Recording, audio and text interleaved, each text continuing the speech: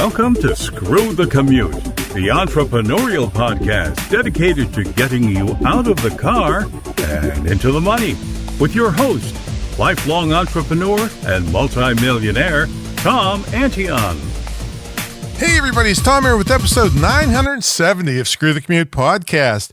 Today we're going to talk about fighting burnout. Wow, fighting burnout. Something that I've been doing for a long time, but I'm still very, very productive. So I'll give you a tip on how to fight burnout in your business.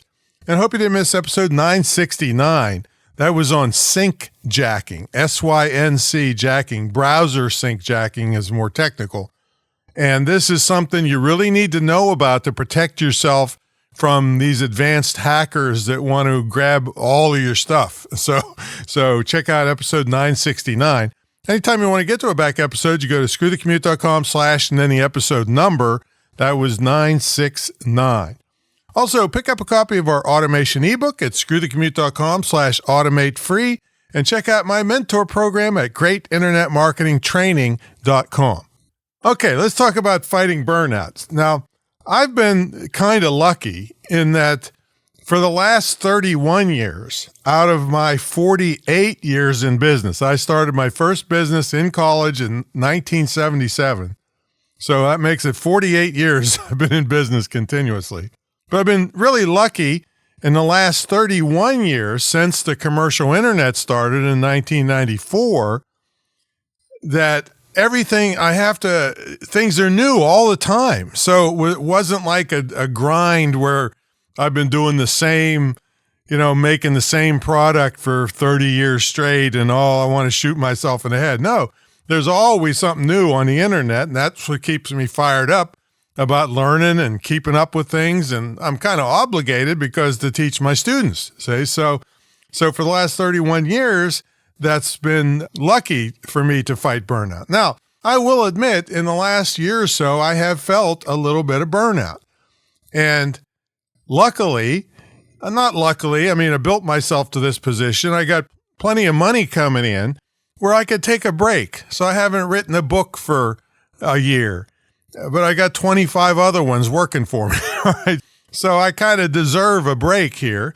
And then also I kind of know what's coming up. So I wanted to get a break in now this year because the documentary about me is coming out. And I don't know, first quarter of this year, sometime, after all these years it's been threatening to come out, it's getting ready to come out. And once that hits, I'm probably going to get buried with new students. All right, so I'm going to be off to the races again. So I'm kind of taking a break this year, just doing a lot of my stuff. Now, how does any of this apply to you? Well, one of the things I've been preaching forever is how to make your hobbies tax deductible. See, if you can take a hobby that you really love doing and justify doing it by bringing money in with it, then boy, that's fighting burnout as it is, because you're getting to do the thing you really love, and you can justify it because you're getting tax deductions and bringing in money for it. And I've been teaching that for years. Now, a couple examples for me is my tennis. Like I have fatsotennis.com. I was a tennis nut. So I created a DVD set on tennis, a blog on tennis, and that makes my tennis rackets and tennis balls and my court upkeep and ball machines. And I even got to travel and interview a famous tennis coach for the blog. So that is, how can I get burnt out when I'm doing the stuff I'm really crazy about, right? And then the other thing is dogs. Like Protection Dogs Elite is a company that sells family protection dogs. It's different from police dogs, because police dogs can go chasing after the bad guy. But a family protection dog has to stay with you and protect the family. You can't send it somewhere, because if it bites the criminal that's running away, then you'll get sued by the criminal. That's kind of the crazy world we live in. There's an exception to that. If the criminal was screaming, "I'm going to my truck and get my gun and kill you," well, that's different, all right? But for the most part, you want the family protection dog to stay with you.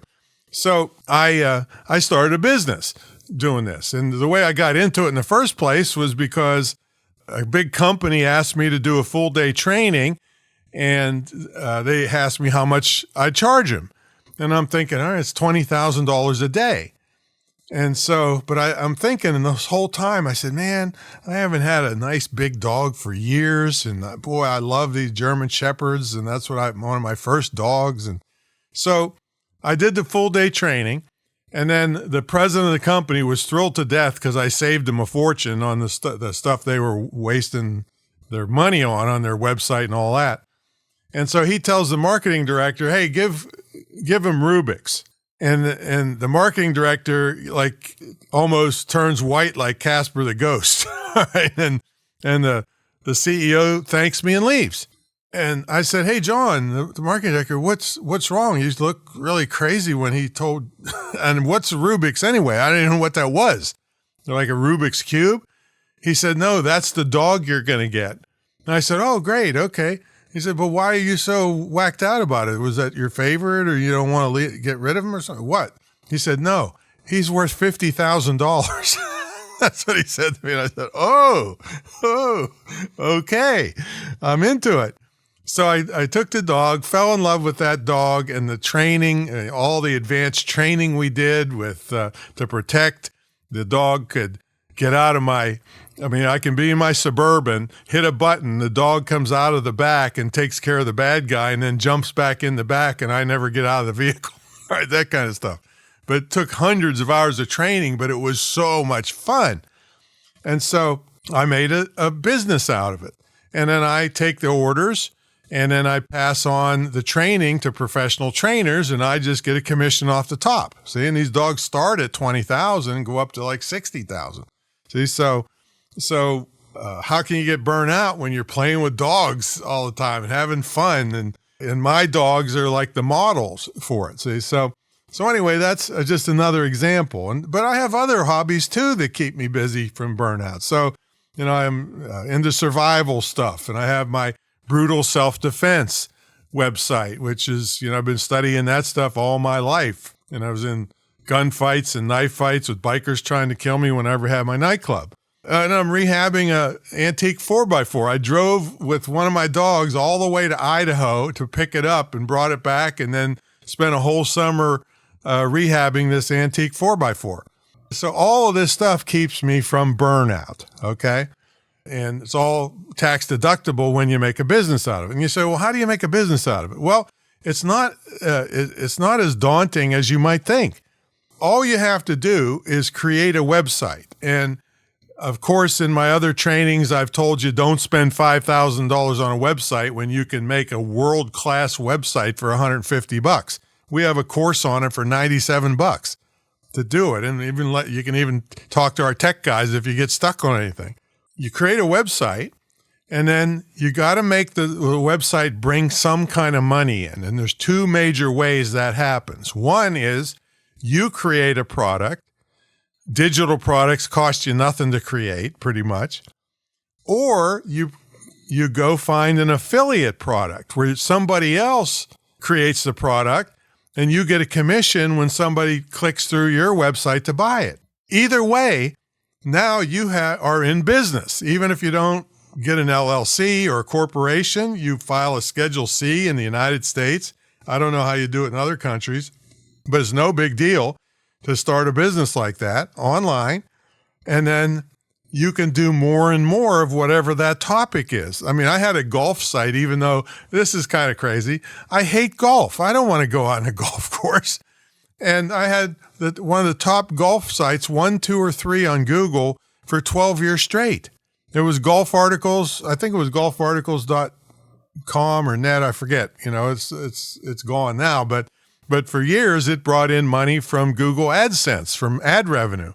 So there's all kinds of ways to do this. But all of these things, if you're doing things that you love, fights burnout, which was the topic of this episode.